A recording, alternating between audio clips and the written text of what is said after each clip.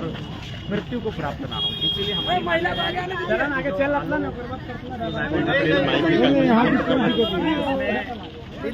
प्रदूषण का guideline follow हो, उसके बाद जो जबरन वन भूमि पर कब्जा है, जीएम लैंड पर कब्जा किया जा रहा है वो बंद हो। जो भी उन्होंने लीगली जो जमीन लिया है उस पर काम करें, प्लस प्रदूषण का अनुपालन करते हुए काम करें। वहाँ के जल, जमीन, जंगल को प्रदूषित ना करें। हम लोग विकास की विरोधी नहीं है, लेकिन विनाश करके किसी भी सूरत हाल में हम विकास नहीं चाहेंगे। वहाँ की महिलाएं कहती हैं कि वहाँ के पानी वानी जो प्रदूषण हुआ उसके कारण सब्जी भी नहीं उगा पाती है, और उगाती हैं तो वो बिकता भी नहीं है। लेकर आई है, आपको सैंपल भी दिखाएंगे, क्योंकि अभी रात है, रात को शायद सैंपल ठीक दिखेगा नहीं। जब आप सुबह रिपोर्टिंग करेंगे तो हम आपको बकायदा सैंपल भी दिखाएंगे किस प्रकार वहाँ जो पानी किसी कंपनी में तय का पानी जो अपशिष्ट पानी होता है उसे छोड़ा जाता है और वो किसान के खेतों में छोड़ा जाता है। वह पानी के कलर ही आपको लाल हो चुका है, तो फसल भी बर्बाद होगी। उसके बाद जो फसल उगती है जिसे हम लोग चावल कहते हैं, चावल को हमको लगता है कि आपको ब्रश लेकर ऐसे करके साफ करना होगा, उसके बाद भी खाने के योग्य नहीं हो पाता है। और अगर पेड़ पत्तों को, पौधों को देखेंगे तो वो मतलब वहाँ सब्जी होती ही नहीं है। और अगर जंगलों में आप गुजरते हैं तो छोटे छोटे पशु पक्षी भी मारे हुए हमें वहाँ मरी हुई अवस्था में मिलते हैं। तो कुल मिलाकर अगर विकास के नाम पर इतना अगर दोहन किया जाए तो उस विकास को बंद कर देना चाहिए। ऐसे विकास का जन्म लेना ही ठीक बात नहीं है। 20 साल पहले एक फैक्ट्री लगती है और फिर 20 साल के बाद यानी 23 साल के बाद फिर से जंगल को काट करके फैक्ट्री लगाने का आदेश दिया जाता है। इस पर क्या बोलोगे? इस पर यही कहना चाहेंगे, कॉर्पोरेट्स हावी है, कैपिटलिज्म हावी है। लोग कहते हैं कि बजट किसान को देखकर बनता है, बजट कामगार मजदूर को देखकर बनता है, लेकिन वास्तव में बजट कॉर्पोरेट्स को देखकर बनता है, उसे खुश करने के लिए बनता है। बिल्कुल नहीं, कंपनी का कोई विस्तार नहीं होना चाहिए, खासकर वन भूमि में नहीं होना चाहिए, गैर मुजरा भूमि में नहीं होना चाहिए। कंपनी ने अगर लीगली जो जमीन खरीदा है उस पर आपको अपना ढांचा को तैयार करें, उसमें आप उसको विकसित करें। बाकी उसके अलावा 1 इंच जमीन भी आपको लेने का अधिकार नहीं है। कंपनी का बेटा जो होता है उसके नाम से प्लांट लगता है, लेकिन झारखंड का माँ का बेटा जो है सो मरता है। क्या कहिएगा? दुर्भाग्य है हमारे झारखंड के लिए, ये हमारे राज्य का दुर्भाग्य है। इसलिए मैंने शुरू से भी कहा कि ये लोग हमें पशुओं के समान सोचते हैं।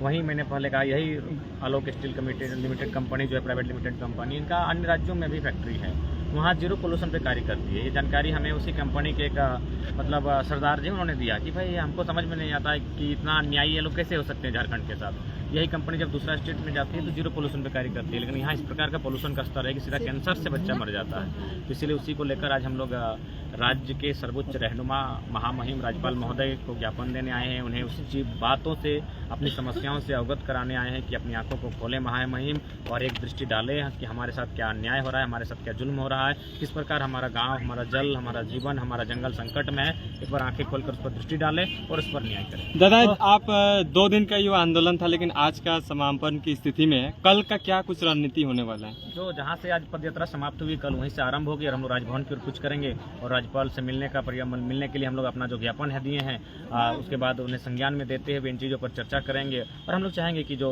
फैक्ट्री है उस पर जो प्रदूषण फैलाया जा रहा है उस पर प्रतिबंध हो। फैक्ट्री जो अपनी जमीन का इलीगली विस्तारीकरण कर रही है उस पर प्रतिबंध हो, और उसी विषय पर हम लोग की चर्चा करनी है।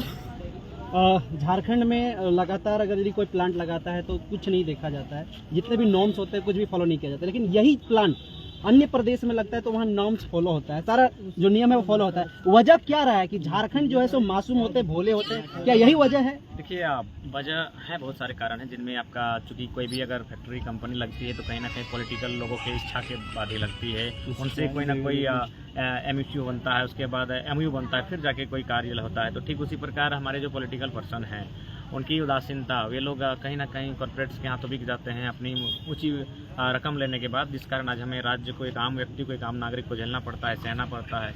ये बात है कि बाकी राज्यों में अगर यही फैक्ट्री लगाते हैं तो सारे नॉर्म्स, टर्म, कंडीशन का अनुपालन होता है और बेहतर काम करती है, पोल्यूशन पर भी कंट्रोल करती है और सारी जो भी माने गाइडलाइंस होता है उनको अनुपालन करती है। लेकिन जैसे वो राज्य में हमारे आती है, झारखंड राज्य में किसी भी प्रकार की कोई गाइडलाइन फॉलो नहीं करती है। कारण है कि हमारे पॉलिटिकल पर्सन कहीं ना कहीं मैंने दबे हुए किस्म के लोग हैं जो केवल अपना मतलब तक ही सीमित रहते हैं। मौजूदा सरकार का नारा है दादा, जल, जंगल, जमीन, लेकिन दुर्भाग्य है फैक्ट्री बनाने के लिए जल और जंगल जमीन को मतलब देखिए, सीधा बात है, हम बार बार कहेंगे ड्रामा करने की कोई जरूरत नहीं है। माननीय मुख्यमंत्री जो हेमंत सोरेन आए हैं, रघुवर दास की आलोचना करके आए हैं, तो सबसे पहला अगर आपको काम करना है तो रघुवर दास के टाइम जो GM लैंड को लैंड बैंक में तब्दील किया गया था आप उसे निरस्त करें और बिल्कुल जो हमारी ज़मीनें हैं, जीएम लैंड भी कहीं ना कहीं ग्रामीणों का ज़मीन होता है, वो किसी प्रकार से सरकार के हिस्से में नहीं जा सकता है, ना सरकार के अंतर्गत जा सकता है। तो जो भी सरकार ने ज़मीन संबंधित विवाद उत्पन्न किए हैं रघुवर दास ने, उन्हें अपनी रस्त दीजिए। आखिर आप तो उन्हीं को लेकर आप 1985 को लेकर 32 लेकर आए थे, तो ठीक उसी प्रकार जो भी उन्होंने ज़मीन संबंधित विवाद किए थे उनको सुलझाने के लिए उन्हें निरस्त करते हुए एक बेहतर नीति बनाए। बल्कि आप प्रयास करें, जो एचईसी का इतना बड़ा ज़मीन खाली पड़ा है, रैयतों को वापस करें। वहाँ जब कोई उद्योग की स्थापना नहीं हो पाई है या फिर वो ज़मीन अगर छूटा हुआ है तो फिर वापस करें। ये तो न्यायालय का गाइडलाइन भी है। ये मासूम का जो लोग यहाँ पे ठहरे हैं इस पंचायत भवन में, थोड़ा जूम करिएगा सोनू जी, जो पंचायत भवन में यहाँ पानी का व्यवस्था नहीं है, उसके बावजूद भी लोग यहाँ पे रुकेंगे रहेंगे। कैसा पीड़ा है, किस तरह का ये संवेदना है, थोड़ा सा आपके मुख से। देखिए, आप झारखंड ही पीड़ित है तो जाहिर सी बात है झारखंड का बेटा बेटी लोग खुशहाल कैसे हो सकता है। यहाँ वे लोग खुशहाल हैं जो राज्य से संबंध नहीं रखते हैं, जो भाड़े में रहते हैं वो खुशहाल रह सकते हैं, जो 2 दिन रहने के लिए आए वो खुशहाल रह सकते हैं। लेकिन जो सदियों से भूभाग में बसते हैं, आज उनकी स्थिति इतनी खराब है कि आज वो कहीं ना कहीं पीड़ित हैं, शोषित हैं, आज दमित हैं और लगातार उनका शोषण चल रहा है। आप अगर रामगढ़ से उठकर धनबाद जाते हैं, बोकारो जाते हैं, हर जगह आपको ये समस्या मिलेगी। कंपनी, फैक्ट्री, ज़मीन, यही विवाद आपको मिलेगा।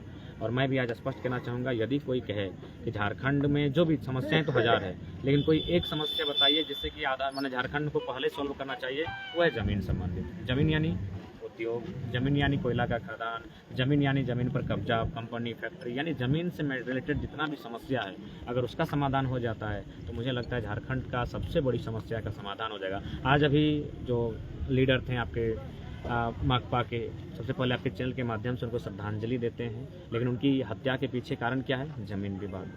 इसलिए अगर ज़मीन विवाद की समस्या का समाधान हो जाएगा तो हत्याएं भी रुक जाएंगी, लोगों की परेशानियां भी रुक जाएगी, दुख दर्द का भी समाधान हो जाएगा। तो अगर राज्य सरकार कुछ चाहती है, जो जल ज़मीन जंगल की बात करती है, आप ज़मीन संबंधित कानूनों को मजबूत करें और ज़मीन वापसी के लिए कानून बनाएं। जो कंपनियों ने, फैक्ट्रियों ने अधिग्रहण किया है, तो मुझे लगता है झारखंड बेहतर हो जाएगा। जिनको 7 गोली लगा, जिनकी आप बात कहें, अभी विकास मुंडा की बात कर रहे हैं, सुरेश मुंडा, सुरेश मुंडा, उनको वो भी इसी कंपनी, सुभाष मुंडा, वो भी जमीन मामले में, जैसे आपने बताया कि उन्होंने किया, आप लोग भी उसी चीज को एक कंपनी से, कॉर्पोरेट से लड़ रहे हैं। आपको डर और भय नहीं लगता? देखिए, डर भय नहीं लगता, लेकिन इस बात का हमें भी आशंका है, मैंने मुस्कुराते हुए कह सकते हैं 7 गोली लगना दादा, तो हम लोग को भी 8-10 गोली में कभी मार सकता है, लेकिन क्या करेंगे। रोज सुभाष मुंडा जैसे लोग का इस राज्य में हत्या होती रहेगी जब तक ज़मीन संबंधित विवाद नहीं सुलझाए जाएंगे, जब तक कानूनों को मजबूत नहीं किया जाएगा। और जितने भी शूटर्स हैं, ये आसपास कहेंगे वो गैर झारखंडी है। झारखंड के लोग कभी हत्या,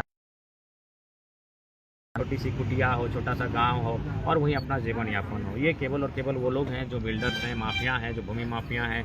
वे अपने आप को स्थापित करना चाहते हैं, अरबों करोड़ों में फ्लैट्स बेचना चाहते हैं। उनकी नज़र गिद्ध दृष्टि हमारे ज़मीनों पर पड़ी है। वही काम आलोक प्राइवेट लिमिटेड कंपनी, जिनके मालिक है रामचंद्र रोंगटा, लगातार इस राज्य में कर रहे हैं। रामचंद्र रोंगटा का बेटा के नाम से प्लांट बन जाता है, लेकिन दुर्भाग्य है दादा, हम लोग के झारखंड की माँ का बेटा का मृत्यु होता है, कैंसर से पीड़ित होता है, मर जाता है, कोई देखने वाला नहीं है, कोई सुनने वाला नहीं है, कोई समझने वाला। अभी जो आप लोग लेकर के ये पीड़ा आप राजभवन तक जा रहे हैं, आशा है, विश्वास है, लगता है कुछ सुनेंगे? देखिए, अगर वास्तव में लोकतंत्र जीवंत है, यदि भारत का संविधान जीवंत है, तो हमारी बात महामहिम से होगी। और महामहिम वास्तव में अगर वे राष्ट्रपति के प्रतिनिधि के रूप में कार्यरत हैं, तो जाहिर सी बात है उनकी शक्तियाँ हैं, और उनकी इतनी शक्तियाँ हैं कि रामचंद्र रोंगटा उनके सामने कुछ नहीं है। तो मुझे लगता है अगर उनमें किसी प्रकार का कोई दबाव नहीं है, अगर वास्तव में वो भारत के लोगों के लिए हैं, तो मुझे लगता है कि इस विषय को गंभीरतापूर्वक लेते हुए जो कंपनी की